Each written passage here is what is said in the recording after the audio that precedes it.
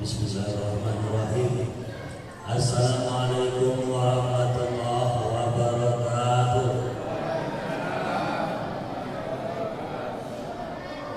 Alhamdulillahilladzi hadana li hadza wa ma kunna linahtadiya laula an hadana Allah.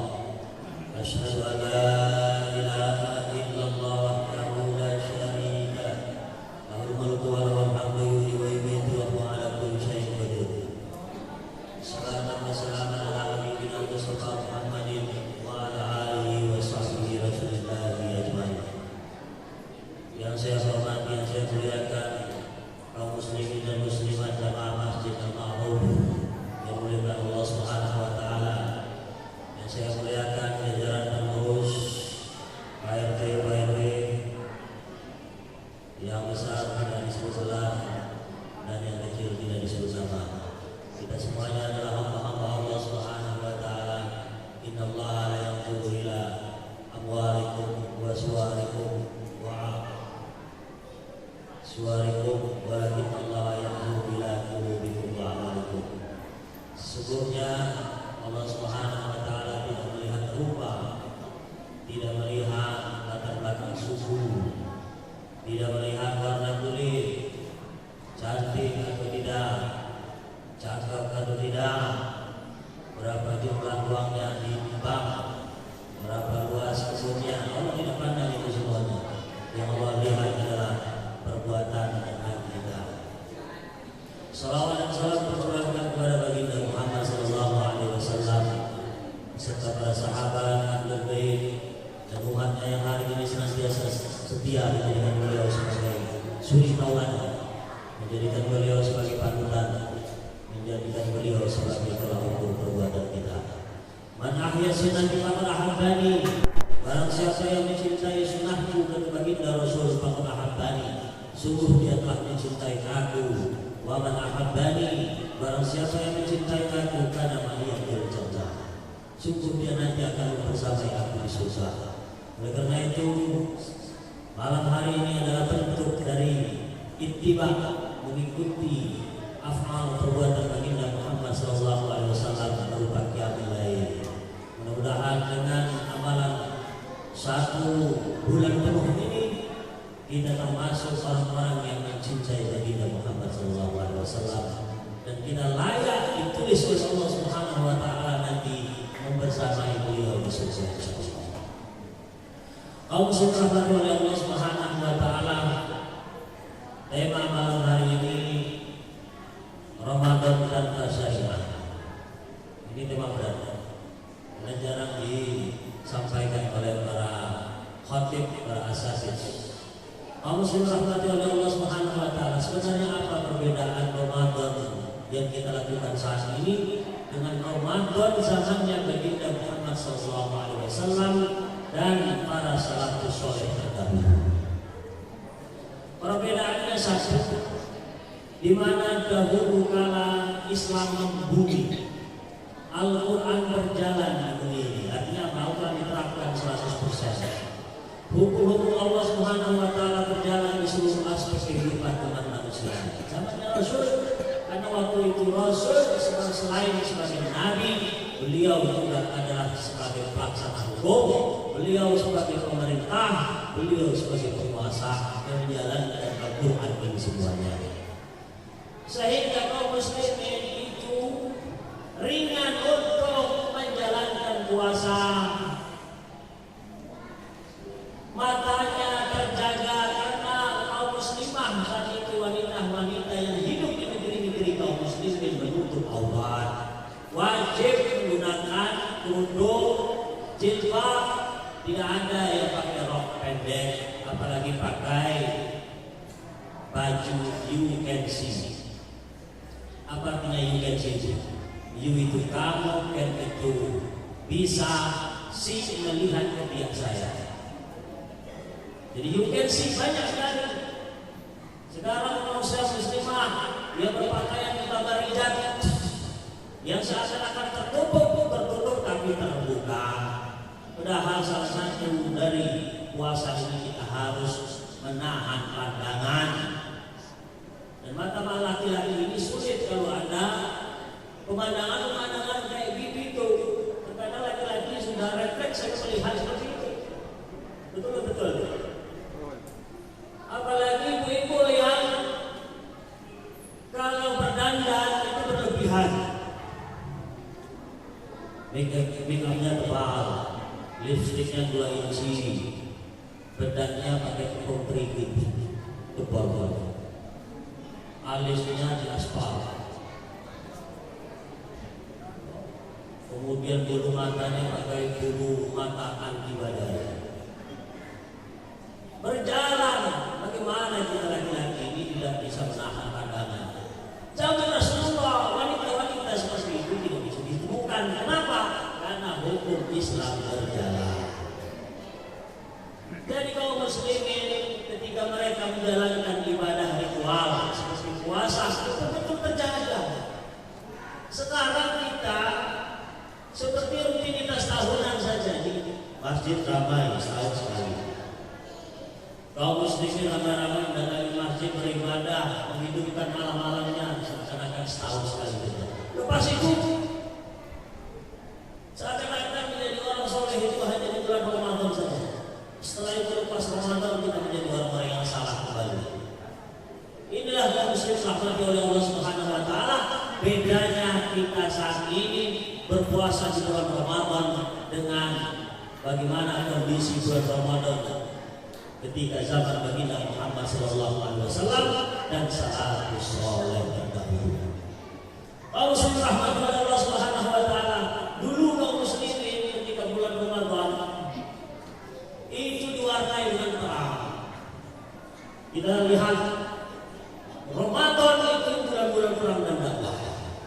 Rasulullah SAW ketika perang Tabuk di bulan Ramadan, perang Badar di bulan Ramadan, Fathu Mekah, membebaskan kota Mekah, membawa 4.000 pasukan sehingga Abu Sufyan menyumput. Dulu dia berani menantang baginda Muhammad SAW ketika Rasulullah SAW berpuasa memiliki pasukan di bulan Ramadan.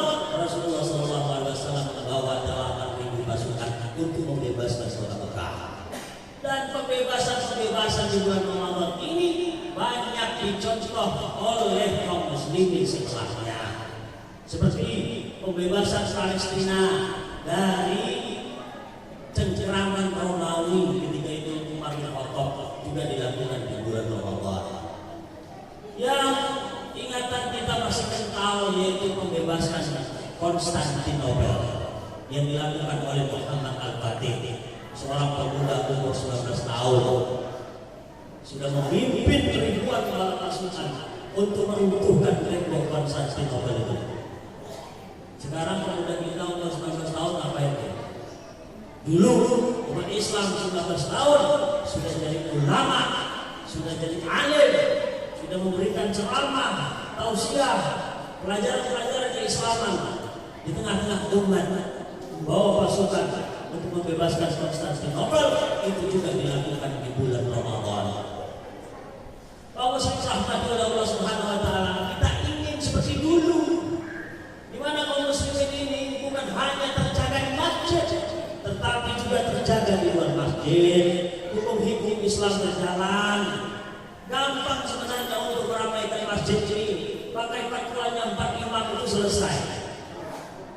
Di dalam Islam, barang siapa yang meninggalkan sholat dengan sengaja, maka dia dihukum, baik hukum dunia, apalagi nanti hukum akhirat. Hukum dunia menurut mazhab Imam Malik dan Imam Hambali dijatuhi hukuman mati. Loh, berat sekali kalau saya. Orang yang meninggalkan sholat dengan sengaja.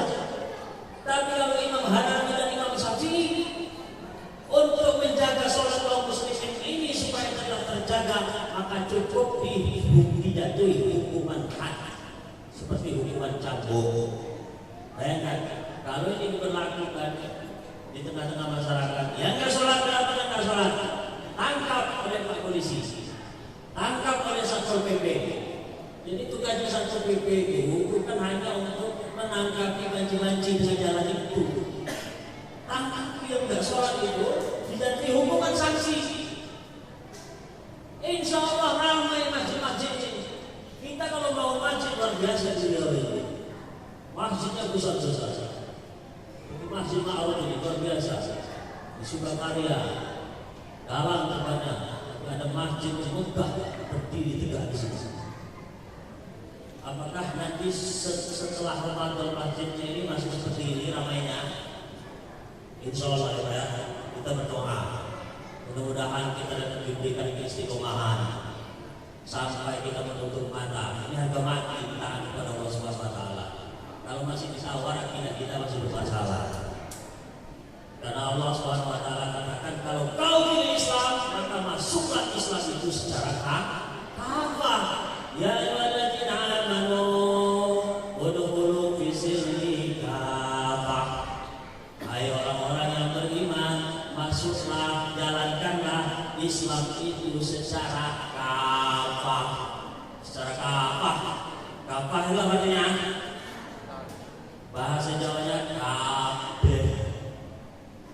Seluruhnya, nggak boleh kita pilih-pilih Al-Quran ini ya. Ayat ini enak, ayat ini gampang. Oh ayat ini menyinggung kepentingan saya, maka saya pakai. Oh ini menyinggung ini sama ladang saya, asal dapur saya. Mesti ayat ini harus kita titik saja. Barang siapa yang melakukan demikian, apa ancamannya dari Allah Subhanahu Wa Taala? Apa tu'minuna billahi kita mata turuna billah? Apakah kalian mengingkari sebagian ayat dan kau imani ayat yang lain?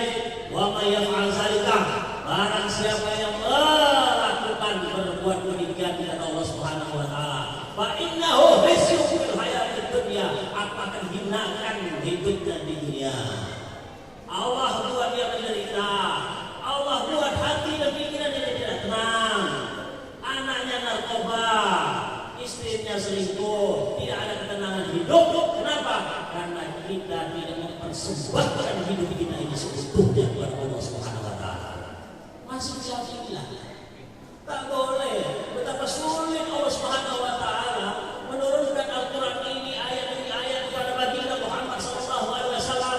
Ketika itu Rasulullah berhadapan dengan kafir Quraisy, diancam bunuh, didiskriminasi, dikriminalisasi, diradikalisasi oleh kaum kafir Quraisy, ancamannya mati. Menurunkan Al-Quran ini 30 juz. Nah sekarang sikap kita kepada Al-Quran, kita pilih-pilih, kita pilih-pilih. Alhamdulillah minta karena tidak dikatakan beriman. Kata Imam An-Nawawi, barang siapa yang mengingkari sebagian ayat dan mengimani sebagian ayat yang lain.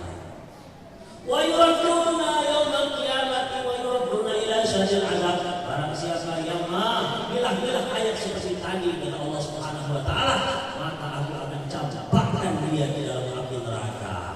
Mau dicampakkan? Beda dengan diletakkan ya. Kalau diletakkan itu sopan.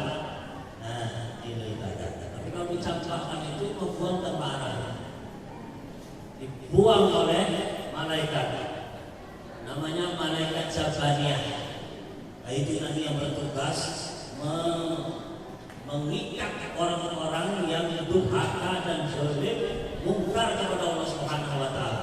Kata Ibrahim Adham, kalau kalian mampu untuk menahan tarikan malaikat Jabaniyah itu, silakan kalau berbuat sesuka hatimu di dunia ini.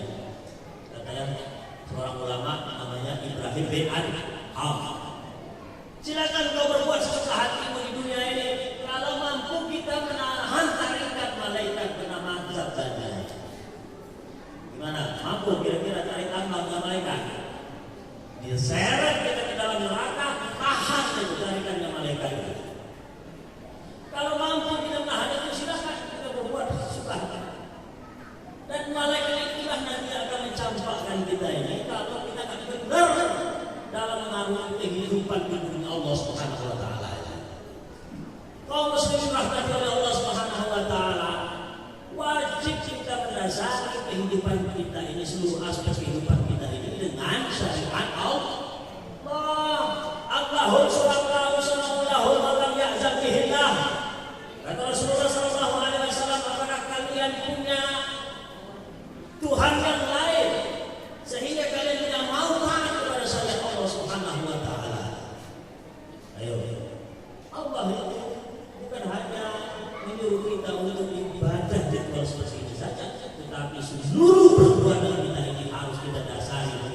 Al-Quran, karena kita nanti akan dihisab. Wa may ya'mal mithqala dzarratin khairan yarah wa may ya'mal mithqala dzarratin syarran yarah. Barang siapa nanti yang beramal di dunia ini sedikit sebesar biji zarah, aku akan hisab, aku akan minta pertanggungjawaban kepada Allah Subhanahu wa taala. Tapi sekarang coba kita menjalankan syariat ini hanya sebatas aspek hablum minallah saja. Pas giliran sholat kita sholat, giliran puasa kita puasa, ketika kita mencari harta tidak pakai syariat Allah. Ketika kita mengurus rumah tangga kita tidak pakai syariat Allah. Ketika kita mengurus negara sekalipun tidak pakai syariat Allah Subhanahu wa taala. Padahal itu dicocokkan oleh Baginda Muhammad sallallahu alaihi wasallam selama 10 tahun Rasulullah berpuasa di Madinah. Apa itu bukan syariat itu? Makanya Imam Ibnu Taimiyah mengarang kitab khusus masalah politik namanya Siyasatus Syar'iyyah. Imam Ibnu Taimiyah.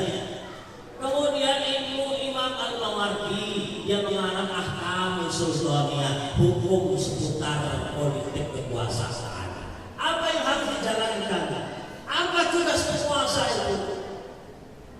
Makanya Imam Al-Qurtubi ketika menafsirkan surah Al-Baqarah ayat 30, wa iz qala rabbuka lil malaikati inni ja'ilun fil ardi khalifah. Aku jadikan di muka bumi ini seorang khalifah. Apa kata Imam Al-Qurtubi? Bahwasanya ayat ini adalah dasar bagi umat Islam wajib nasbul khalifatin awil amirul mu'minin. Ayat ini adalah landasan dasar bagi seorang muslim wajib mengangkat seorang pemimpin bagi seluruh kaum muslimin. Lah sekarang umat Kristen aja ada pemimpin tertingginya. Siapa namanya? Paus. Di mana markas besarnya? Di Italia. Dan kaum muslimin ini tak ada pimpinan tertingginya, tak ada amirul mu'mininnya sebagaimana dulu pernah bila KONI dijalankan oleh kaum muslimin 1300 tahun lamanya. Makanya kaum muslimin hari ini banyak, hampir 1,6 miliar di bumi ini umat Islam 1,6 miliar.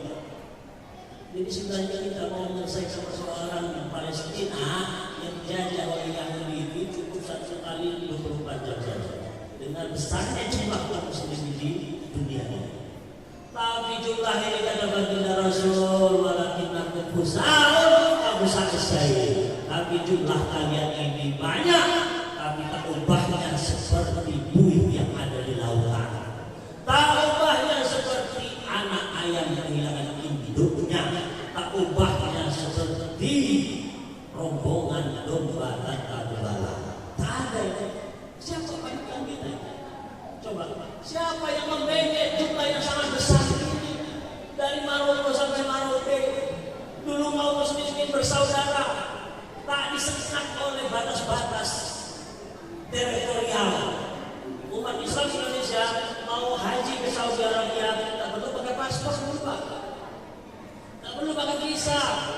Makanya banyak kaum muslimin Indonesia yang belajar ke Timur Tengah itu, seperti Ahmad Khatib Al-Minangkabawi, orang Minangkabau yang ulama di Saudi Arabia, dia bukti di sana.